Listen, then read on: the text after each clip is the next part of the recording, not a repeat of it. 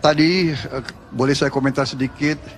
Saya agak sedikit kecewa dengan kualitas terutama narasi yang disampaikan oleh paslon-paslon yang lain. Menurut saya mereka pertama datanya banyak yang salah, keliru. Kedua, masalah pertahanan ini mau dipakai sebagai bahan mencari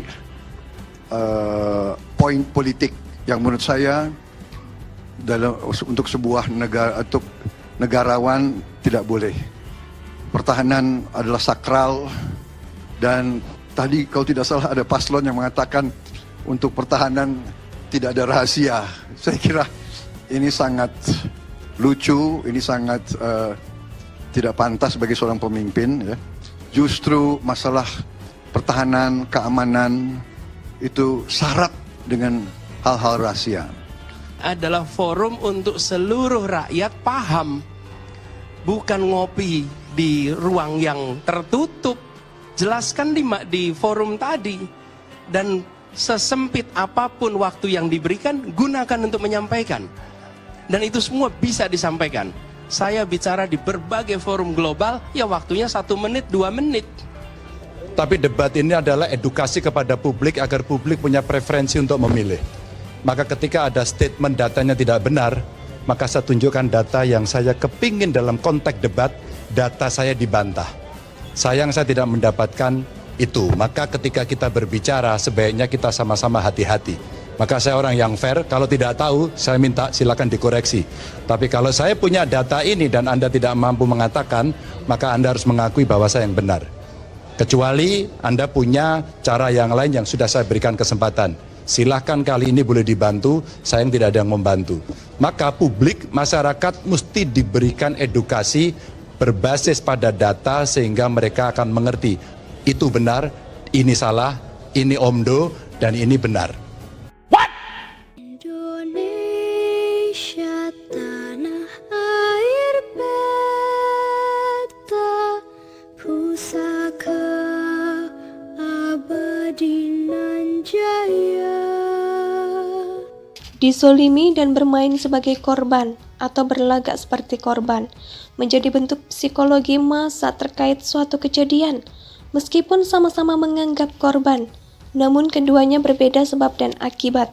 Sebagian besar masyarakat peka pada momen debat Capres ketiga lalu, Prabowo tidak sedang dizolimi oleh kedua paslon lawan debatnya. Prabowo sedang memainkan peran sebagai korban, mencecar Prabowo dengan sejumlah pertanyaan perihal statusnya sebagai Menteri Pertahanan bukanlah sebuah upaya menyakiti atau menjahati, menzolimi. Forum debat salah satu sesinya saling melakukan tanya jawab. Lalu ketika sebuah pertanyaan tidak bisa dijawab, apakah pihak yang bertanya layak disalahkan? Sebegitu lembeknya mental Prabowo, sehingga harus dikasihani saat tidak kuasa menjawab pertanyaan tajam dari Ganjar dan Anies. Sebegitu cengengkah pendukung Prabowo yang kompak menjadikan seni sebagai hari menangis nasional. Oleh tim sesnya, Prabowo diposisikan sedang dikeroyok oleh dua kandidat capres lainnya.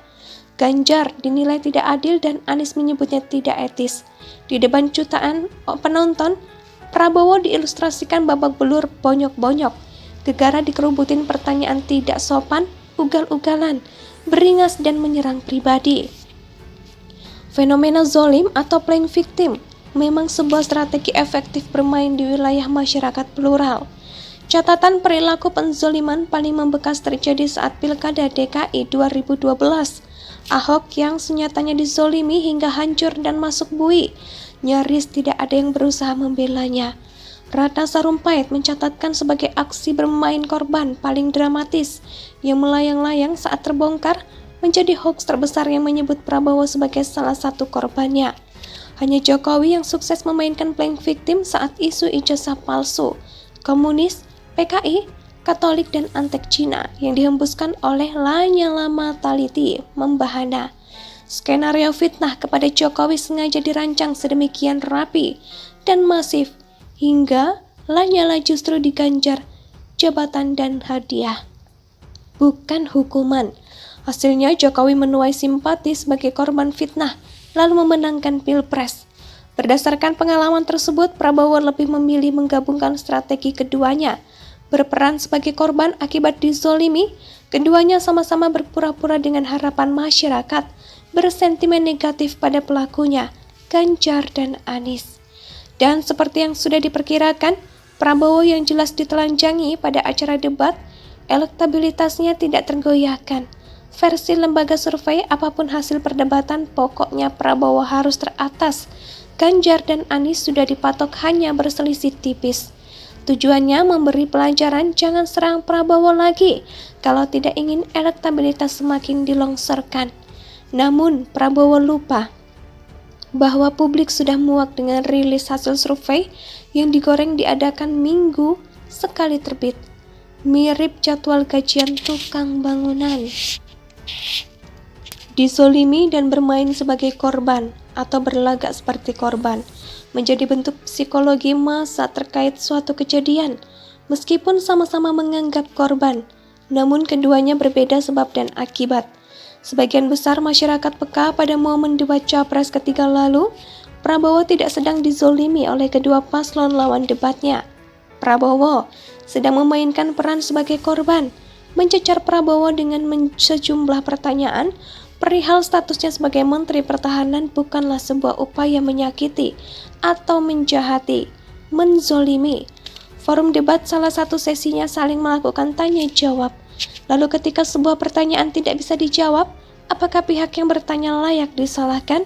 Sebegitu lembeknya mental Prabowo, sehingga harus dikasihani saat tidak kuasa menjawab pertanyaan tajam dari Ganjar dan Anies. Sebegitu cengengkah pendukung Prabowo yang kompak menjadikan seni sebagai hari menangis nasional. Oleh tim sesnya, Prabowo diposisikan sedang dikeroyok oleh dua kandidat capres lainnya. Ganjar dinilai tidak adil dan Anies menyebutnya tidak etis. Di depan jutaan penonton, Prabowo diilustrasikan babak belur bonyok-bonyok. Gegara dikerubutin pertanyaan tidak sopan, ugal-ugalan, beringas dan menyerang pribadi. Fenomena zolim atau playing victim memang sebuah strategi efektif bermain di wilayah masyarakat plural. Catatan perilaku penzoliman paling membekas terjadi saat Pilkada DKI 2012. Ahok yang senyatanya dizolimi hingga hancur dan masuk bui, nyaris tidak ada yang berusaha membelanya.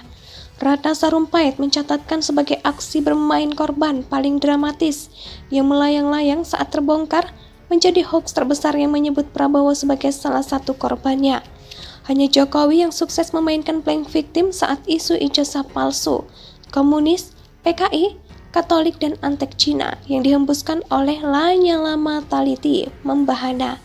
Skenario fitnah kepada Jokowi sengaja dirancang sedemikian rapi dan masif hingga Lanyala justru diganjar jabatan dan hadiah, bukan hukuman.